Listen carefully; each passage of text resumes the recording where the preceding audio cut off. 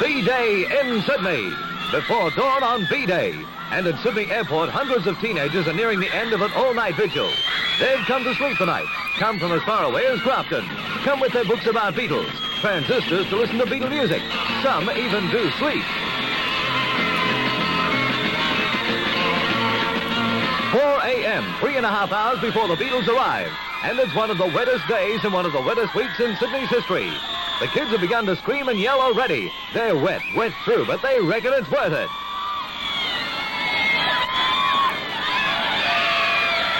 Hello, you a Beatle fan too? The plane is almost due now. The rain hasn't stopped. Police scores of them take up positions just in case. And the screams reach a crescendo as the plane lands. Only 3 of the Beatles are on board. And here they are.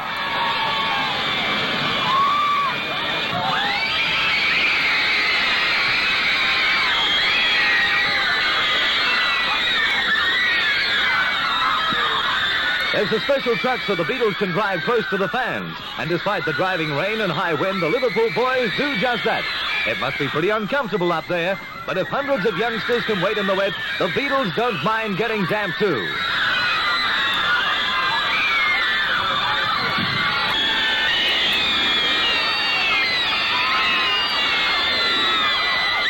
One of the boys loses his umbrella. Gone with the wind. That calls for more screams. The youngsters are well behaved. There's no rioting, no pushing through barriers. In a few minutes, they're all gone home to dry off. And the Beatles themselves, having shed their raincoats, arrive for their first press conference in Australia. Press, radio, newsreels. There are cameras and microphones everywhere. And some of the answers are really worth recording. Morning all. Well, we think it's morning. It's quite good. I see it. Mr. the ashtray out. Paul, what do you expect to find here in Australia? Australians. Do you have any acknowledged leader of the group? No, not really. Have you been practicing up your Australian accents? No, Colin, not at all. We can't get it, you know. If there are only 3 things you could do in Australia, what would they be? Well, I don't know, really. Well, I've been talking all the time. First of all, I think I'd like to tie me kangaroo down sport. Yeah. Then, well, son of ride. Yeah. Are you individually millionaires yet? No, that's another lousy room. I wish it were. Brian Epstein a millionaire. No, even he's not one, poor fellow. Where does all the money go? Well, a lot of it goes to Her Majesty. She's a millionaire. The Beatles' departure from Sydney is a lot more hysterical than their arrival. Maybe it's the weather, but the fans really let themselves go.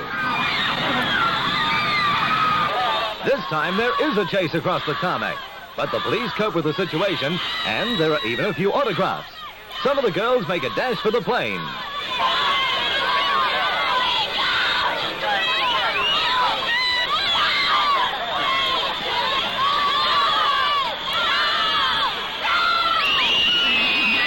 Hold it there. You've got another big day ahead because Ringo's on the way. And the screams break out long before the 4th Beatles plane gets in. Even Ringo, who's used to this kind of thing, must wonder what struck him.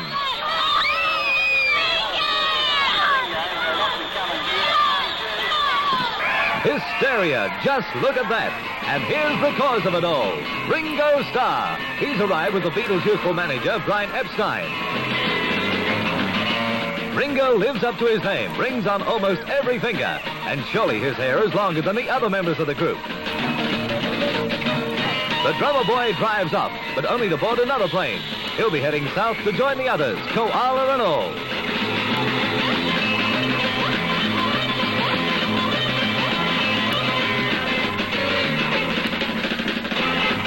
Meanwhile, Adelaide prepares for a reception such as it's never given anyone else before. There's quite a crowd at the airport, but you've seen nothing yet. Paul McCartney has a joke with Cinesound's cameraman. And then the Beatles prepare for a triumphant entry into the city.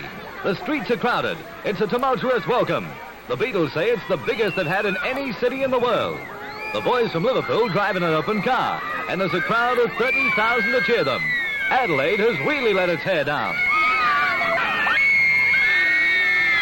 At Centennial Hall, the hysteria, screaming, and the crowd itself hits a new high. Adelaide has never seen a crowd like it. Just look at those people, and they're not all teenagers either.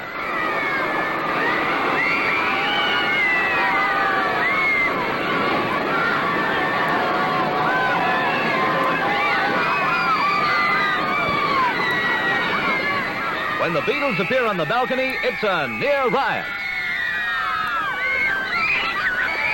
There are some casualties, of course.